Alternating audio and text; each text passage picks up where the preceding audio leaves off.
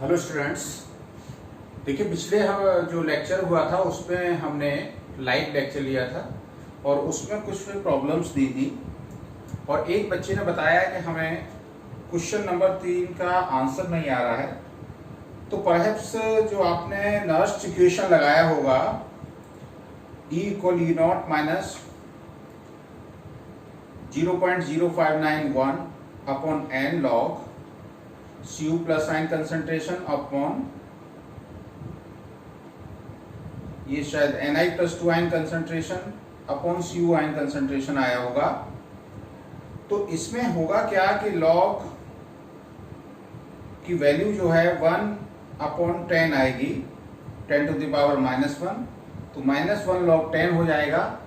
तो वैल्यू जो निकल के आएगी वो किस में निकल के आएगी? माइनस में निकल के आएगी और माइनस माइनस साइन जो है वो मल्टीप्लाई होके प्लस हो जाएगा। तो यहाँ जो E0 सेल निकल के आएगा वो 0.59 आएगा, प्लस जो वैल्यू निकल के आएगी वो आएगी 0.02955 या 0.03 लिख देंगे और 0.59 में 0.3 जब ऐड करेंगे तो आ जाएगी 0.62 वोल्ट। तो ये आपकी किसी की प्रॉब्लम थी तो उसको देख लीजिए, इस तरह से आपको सॉल्व करना है। आगे चलते हैं। नेक्स्ट टॉपिक है हमारा concentration cell. What is concentration cell? ये भी एक गैल्वेनिक सेल है। इस सेल में क्या होगा, इसमें जो 2 इलेक्ट्रोड लिए जाएंगे वो एक ही मटेरियल के होंगे, बट जो इलेक्ट्रोलाइटिक सॉल्यूशन लिया जाएगा उसकी कंसंट्रेशन डिफरेंट होगी। तो the cells in which 2 electrodes are of same material but the concentration of electrolyte in them is different are known as concentration cells. तो आप कैसे नोट करेंगे? The cell in which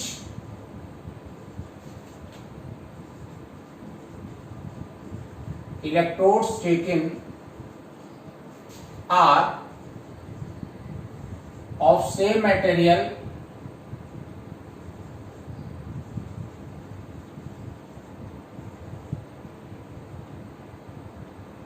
जो 2 इलेक्ट्रोड लिए गए हैं उनका मटेरियल कैसा होगा? सेम होगा, but the concentration of electrolyte taken in them is different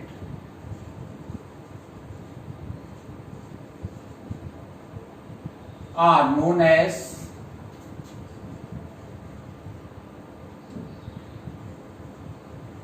concentration cell.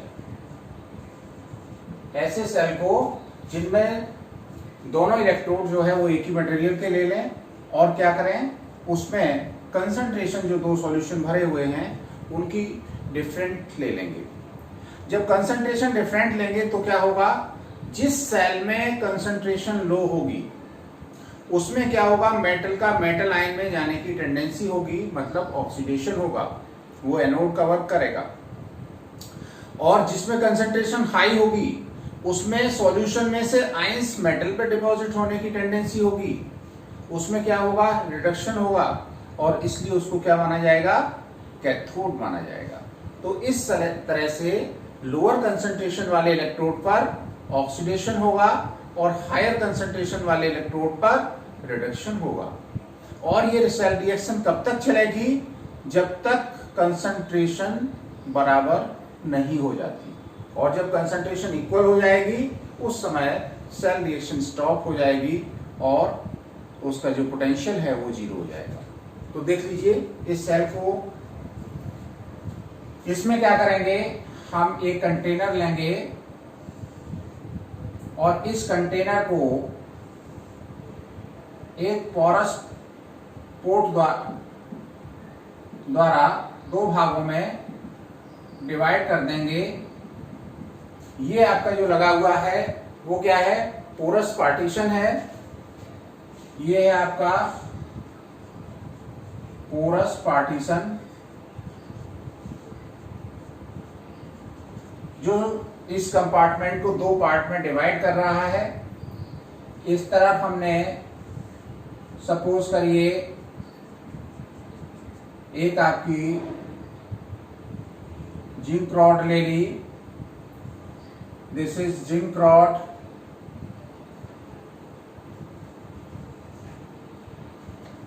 इस जिंक रॉड को दूसरे आपके कंटेनर में भी, ये भी आपकी क्या ले ली है, एक ही मटेरियल का हमने बताया था इलेक्ट्रोड लेंगे, तो ये भी आपकी जिंक रॉड है। अब क्या किया हमने, यहां पे वोल्टमीटर लगा दिया और इससे कनेक्ट कर दिया। ये भी आपकी जिंक रॉड ही है।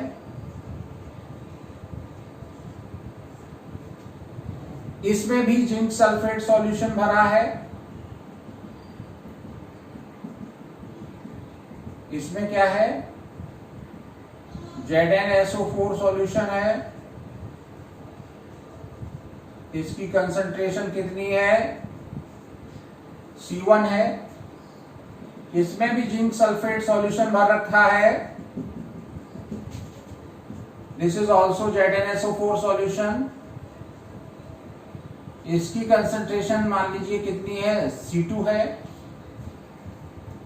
C1, C2, here C2 is greater than C1, then on this electrode where concentration is less, what will happen, oxidation will take place, oxidation होगा, ऑक्सीडेशन होने की वजह से क्या होगा, जिंक आयंस में बदलेंगे और इलेक्ट्रॉन लूज करेंगे। इलेक्ट्रॉन लूज करने की वजह से ये प्लेट कैसी हो जाएगी, नेगेटिव हो जाएगी, और ये इलेक्ट्रॉन लेगी, इसलिए ये कैसी हो जाएगी, positive. Since on this electrode oxidation takes place, so this will act as anode, and on this electrode reduction will take place, so it will act as cathode. अब यहां पर इलेक्ट्रॉन प्रेशर बढ़ेगा तो क्या होगा, इलेक्ट्रॉन का flow इधर से इधर होगा और करंट का फ्लो जो है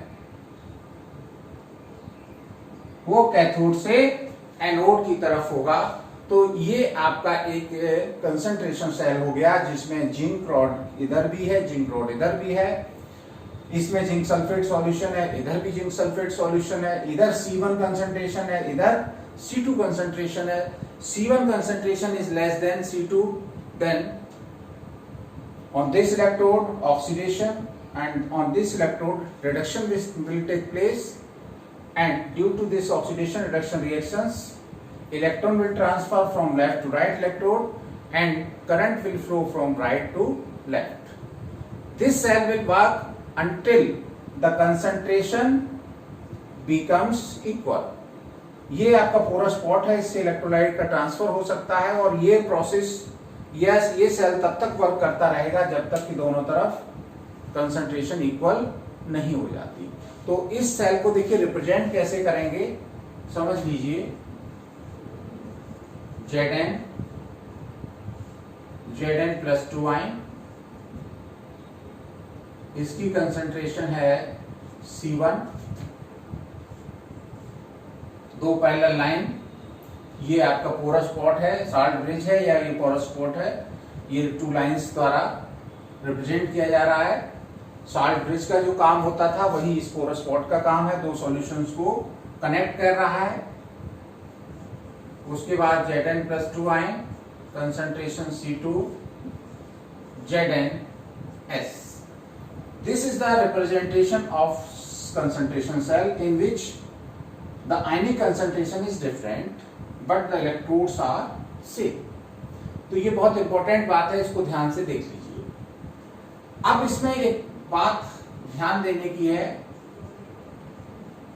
कि जिस इलेक्ट्रोड पर, जैसा अभी हमने बताया था कि सेल में जहां ऑक्सीडेशन होगा उस इलेक्ट्रोड को क्या कहेंगे, एनोड कहेंगे। तो ये बात नोट कर लें, in such cell the electrode at which oxidation take place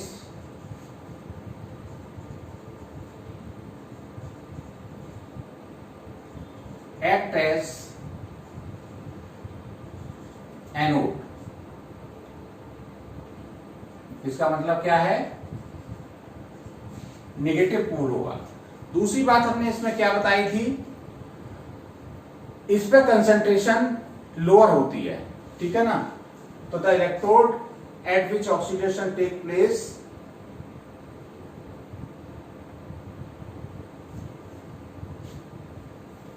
इसमें ये बात जोड़ लीजिए कि जिस पे ऑक्सीडेशन इलेक्ट्रोड होता है, ऑक्सीडेशन होता है, वो लोअर कंसंट्रेशन होता है। द इलेक्ट्रोड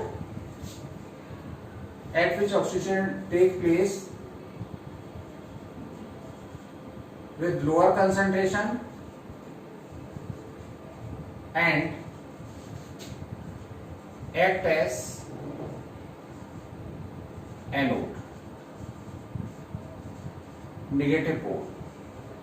तो मतलब जिस इलेक्ट्रोड पर ऑक्सीडेशन किस पे होगा, जिस पर कंसंट्रेशन कम होगी, क्योंकि हमने बताया था जिस पर कंसंट्रेशन कम होगी उसमें इलेक्ट्रॉन लूज, वो मेटल की मेटल आयंस में ऑक्सीडाइज होने की टेंडेंसी होगी। दूसरा, the electrode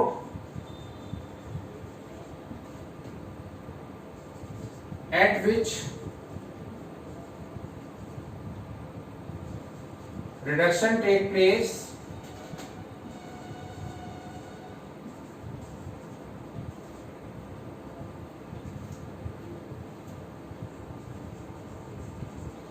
with higher concentration,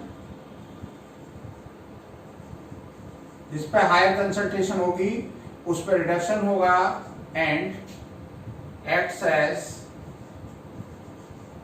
cathode, positive pole.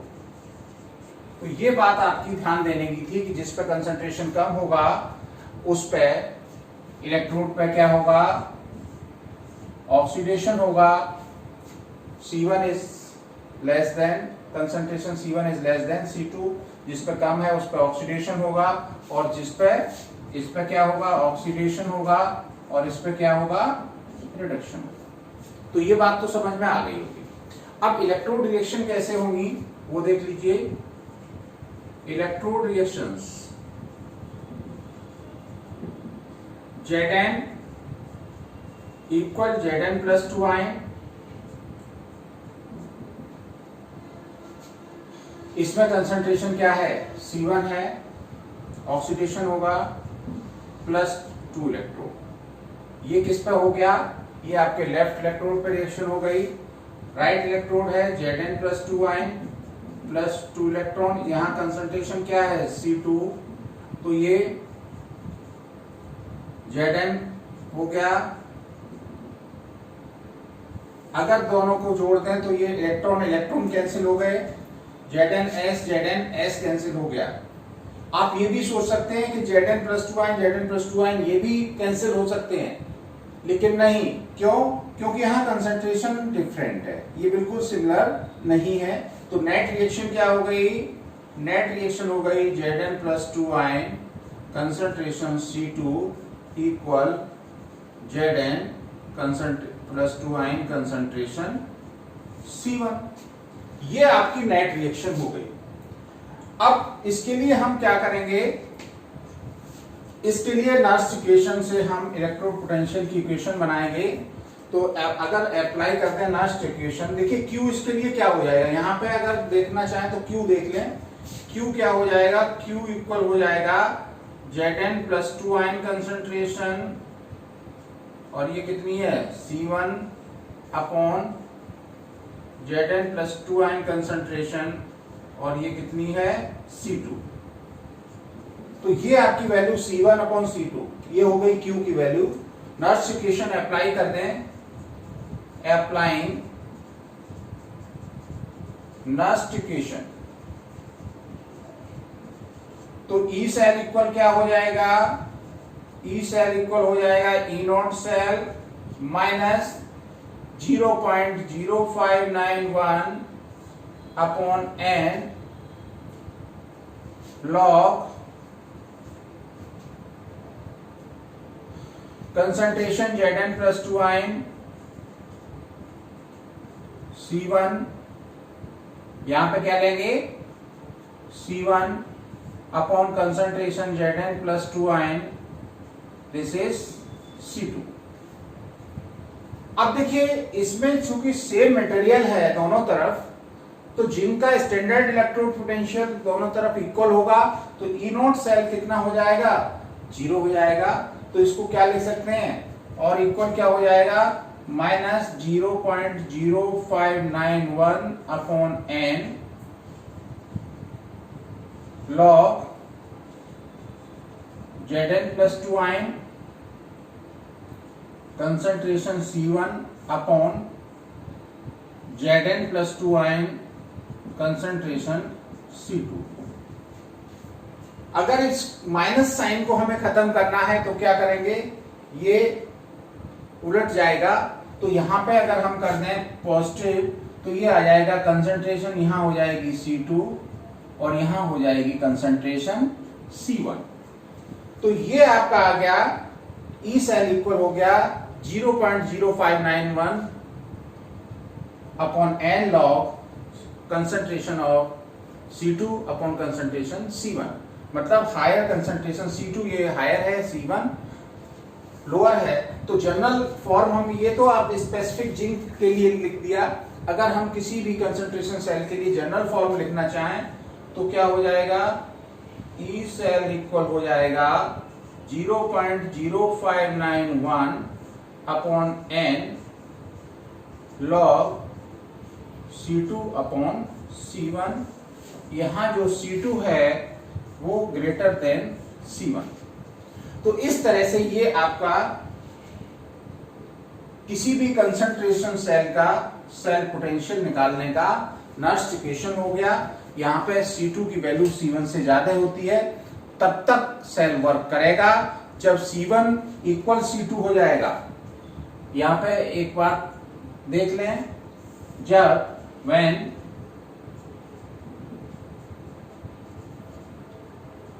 C1 equal C2 then E cell will be 0। जब दोनों तरफ कंसंट्रेशन जो है वो इक्वल हो जाएगी उस समय सेल पोटेंशियल कितना हो जाएगा, 0 हो जाएगा। तो ये आपके कंसंट्रेशन सेल हैं। बहुत कभी कभी इनके भी क्वेश्चन पूछे जाते हैं, इंपॉर्टेंट हैं।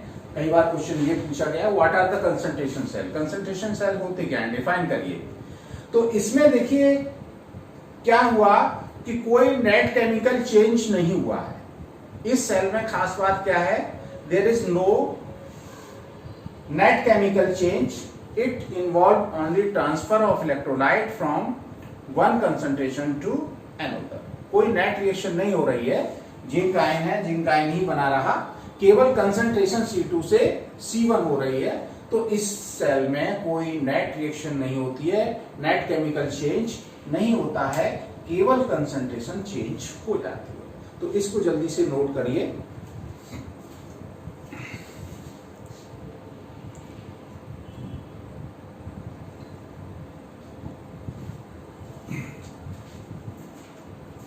अब हम आगे देखिए लेके चलते हैं।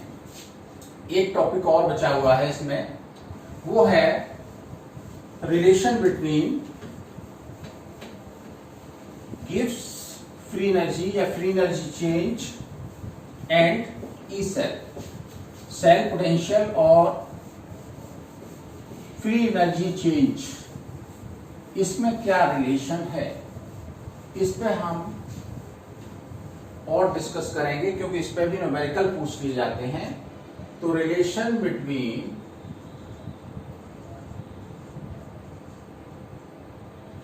Free energy and E not cell या G not standard gives free energy and E not cell standard electrode potential. देखिए जब कोई भी सेल रिएक्शन होती है तो क्या होता है, सेल रिएक्शन में इलेक्ट्रिकल एनर्जी प्रोड्यूस होती है और जब इलेक्ट्रिकल एनर्जी प्रोड्यूस होती है तो क्या होता है, उसका इलेक्ट्रिकल वर्क डन जो है सिस्टम द्वारा होता है, और सिस्टम द्वारा जब वर्क किया जाता है तो फ्री एनर्जी चेंज कैसा आता है, negative. Work done by the system कैसा माना जाता है, work done by the system, जब कोई भी सिस्टम काम करेगा तो क्या होगा, उसकी इंटरनल एनर्जी कम होगी, तो फ्री एनर्जी में क्या होगा, डिक्रीजमेंट होगा। तो जो भी आपका गैल्वेनिक सेल है, इस सेल में सेल रिएक्शन होती है, उससे वर्क डन होता है, और वर्क डन होने की वजह से उस सिस्टम की एनर्जी डिक्रीज होती है। तो जब भी सिस्टम द्वारा वर्क किया जाएगा तो एनर्जी डिक्रीज होगी। ऐसे ही जब हम इलेक्ट्रोलाइटिक सेल में जब बाहर से करंट देते हैं, इलेक्ट्रिकल एनर्जी सप्लाई करते हैं, तो क्या होता है, तो उसमें उसकी जो इंटरनल एनर्जी है वो इंक्रीज होती है ना। उस समय फ्री एनर्जी चेंज कैसा आता है, पॉजिटिव आता है। तो when work done on the system then free energy change will be positive, and when work done by the system then free energy change will be negative. ये thermodynamics का rule है, उसको ध्यान रखना है। तो जब कोई when a reaction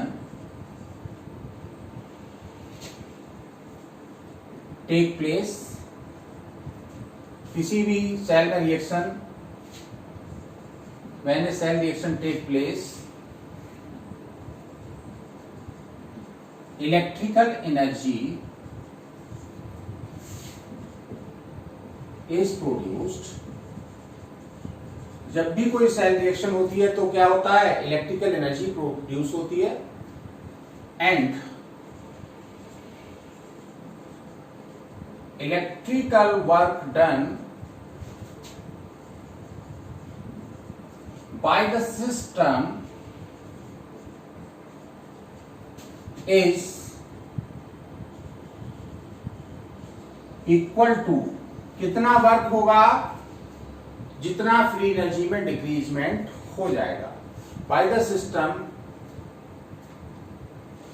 is equal to decrease in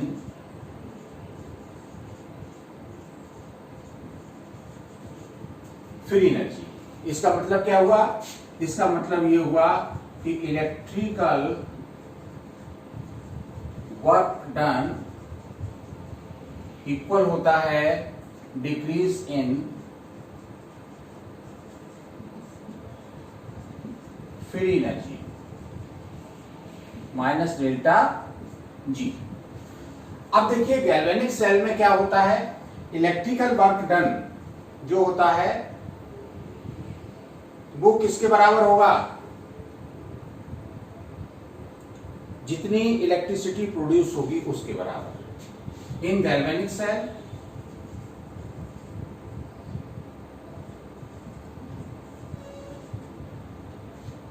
electrical work done किसके बराबर होगा, इलेक्ट्रिकल वर्क डन इक्वल होगा इलेक्ट्रिकल एनर्जी प्रोड्यूस्ड, कितनी उसने इलेक्ट्रिकल एनर्जी बनाई है।